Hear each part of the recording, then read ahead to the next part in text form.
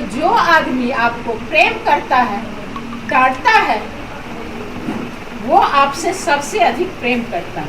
बहुत बढ़िया। तो मैं आप लोग को डांटती हूँ, क्षमा प्रार्थी हूँ आप सबों से।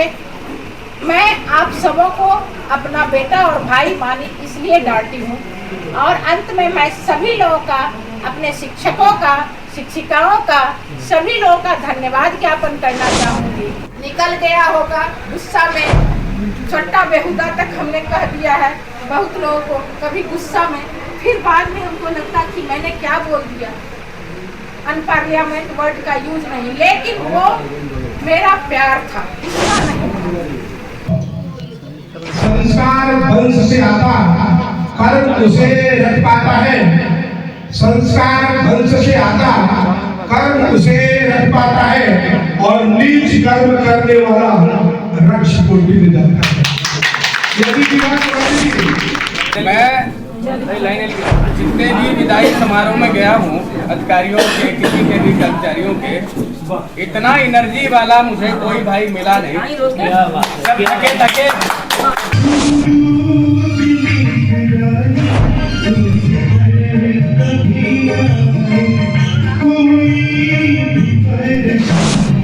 अपनत्व था, अब हम लोगों को वह अपनत्व, वह सुख जो है पुनः प्राप्त नहीं होगा। हम लोग के माथे पर एक महान वट वृक्ष के छाया में हम लोग रहते थे। हम लोग के मैडम रात दिन एक करके हमेशा मार्गदर्शन दिखाती थी।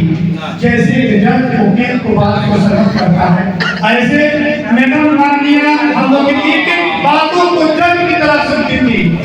आज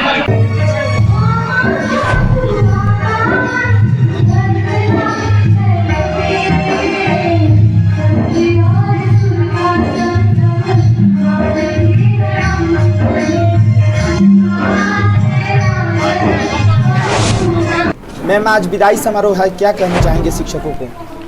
शिक्षकों से मैं यही कहना चाहूँगी कि आप अपने कर्म के साथ साथ अपने स्वास्थ्य पर भी ध्यान दें, क्योंकि स्वस्थ शरीर में ही स्वस्थ मन का विकास होता है। जब तक और स्वस्थ रहने के लिए वो नियमित व्यायाम करें, कुछ टहलें और अच्छे स्वास्थ्य का वर्ण करें। जब अच्छा स्वास्थ्य होगा तो कर्म अपने आप उनका प्रखर होते जाएगा और वो अपने कर्म में ध्यान लगा पाएंगे। जब तबीयत ठीक नहीं रहेगी वो अपने कर्म पर ध्यान नहीं दे पाएंगे। तो मेरा यही कहना है कि वो अपने कर्म पे सतत निरंतर रहने के साथ साथ अपने स्वास्थ्य पर ध्यान दें और निरंतर अध्ययन करते रहें। बिना अध्ययन के एक अच्छे शिक्षक नहीं हो सकते हैं। एक अच्छे शिक्षक वही होंगे जो रात में एक अच्छे विद्यार्थी की तरह अध्ययन करेंगे, वही एक। बस इतना ही मेरा शिक्षकों से निवेदन है। और अपने, जैसे मैंने और सारे शिक्षकों को बोला है कि अपने क्रोध पर काबू रखें, क्योंकि और आलस्य का त्याग करें। आलस्यं ही मनुष्यानां शरीरस्थो महान रिपु नास्ति उद्यम समोबंधि कृत्वा नावसिदति। बस यही मेरा कहना है।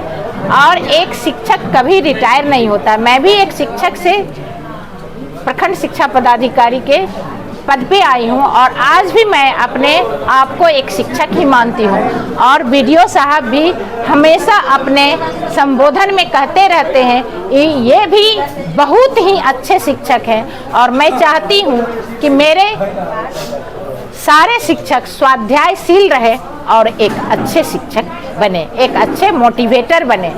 एक अच्छा मोटिवेटर ही अच्छा शिक्षक बन सकता है। यहाँ पे प्रखंड के सारे शिक्षक गण आए हैं, आपको बधाई दे रहे हैं, इसको लेकर क्या कहना चाहेंगे? सभी लोगों का बहुत बहुत धन्यवाद।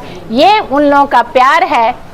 और लगता है कभी कभी जो इतना प्यार दिए, क्या मैं एक सफल पदाधिकारी नहीं थी? क्योंकि पदाधिकारी को अक्सर कठोर माना जाता है।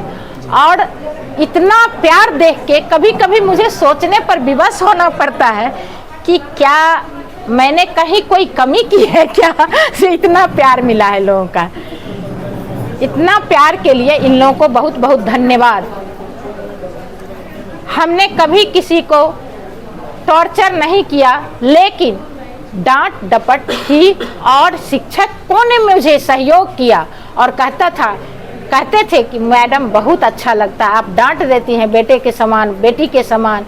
तो ये प्यार ही मेरे लिए अनमोल है, इस प्यार से बढ़ के मेरे लिए कुछ नहीं है। फिर से मौका मिले तो यहाँ पे आना चाहेंगे बाबा सोमेश्वरनाथ की नगरी में आप?